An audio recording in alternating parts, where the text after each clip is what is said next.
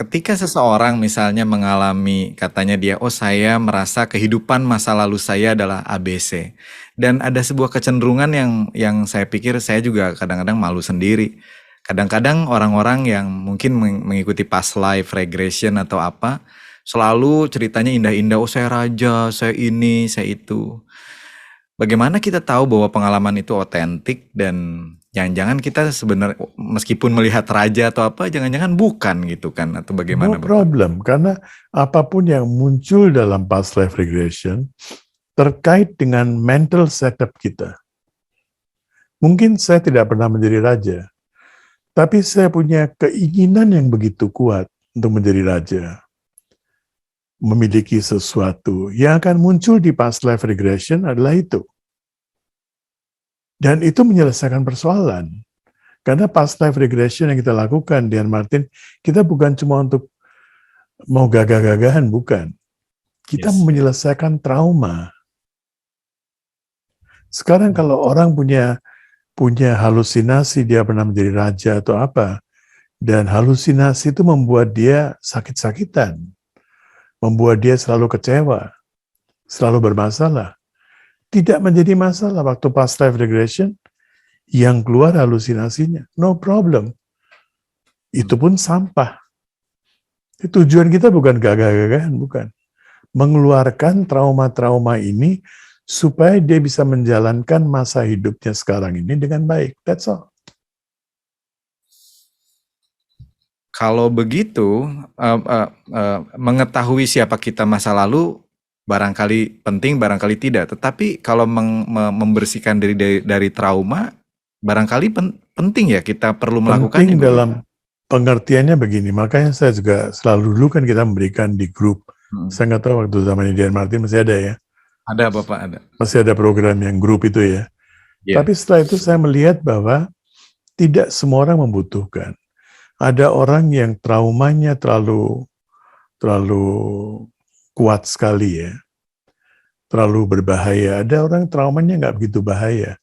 Jadi banyak orang yang lewat cleansing, lewat latihan-latihan pemberdayaan diri dan sebagainya, dia bisa keluar dari memori itu. Ada juga orang-orang yang begitu kuat memorinya sehingga butuh past life regression. Jadi nggak setiap orang. Saya tidak akan menawarkan kepada semua orang. Makanya ketika saya serahkan seluruh program itu kepada Arjuna, saya mewanti-wanti, tidak semua orang harus diberikan. Orang-orang tertentu yang butuh penanganan seperti itu. Jika kita bisa dan sering mengingat reinkarnasi kita, lalu mengambil hikmahnya, apakah dapat cepat moksa dan sadar? Sekali, nggak usah selalu ya. Begitu kita ingat aja. Begitu kita ingat saja, itu sekali ingat itu udah cukup. Kalau kita ingat berulang kali dan belum sadar-sadar, belum moksha, berarti masih ada keterikatan. Apakah penting bagi setiap orang untuk mengetahui siapa dirinya di kehidupan sebelumnya? Tidak penting. Kalau memang penting, dia akan mengenang sendiri. Dan di situ Buddha pernah mengatakan orang yang mengenang kembali kehidupan masa lalunya, berarti dia punya memori yang cukup kuat, dia itu tinggal lahir satu kali lagi. Ada seorang guru yang mengatakan dia akan lahir 2 kali lagi, tapi ya kurang lebih itulah, dia tidak perlu lahir berulang kali lagi karena dia sudah tinggal melanjutkan sisa-sisanya. Dan kalau seseorang bisa hidup sampai 120-an tahun, dia bisa selesaikan semuanya.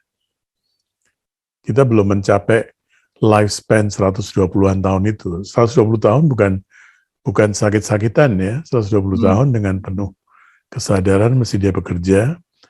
Kalau seseorang bisa hidup sampai sekian tahun, dia bisa menyelesaikan semua hutang piutangnya, misinya dalam satu masa kehidupan.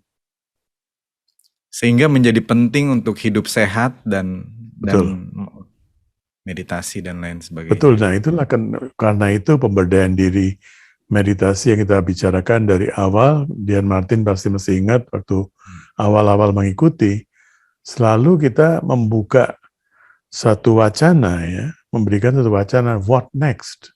Oke, sekarang saya udah sehat. Sekarang kesehatan ini mau diapakan? Bagaimana cara mengetahui misi jiwa kita? Karena kita kan tidak tahu pas life kita dan seperti di riset tiap kali kelahiran. Misi jiwa cuma satu, nggak ada dua misi. Menyadari hubungannya seperti yang dalam tradisi Jawa, Putra Lawu dibicarakan, kawula manunggaling Gusti. Jadi kawula dan Gusti ini adalah satu. Nah, bagaimana menyadari hal itu? Cuma itu aja, nggak ada dua misi sebetulnya.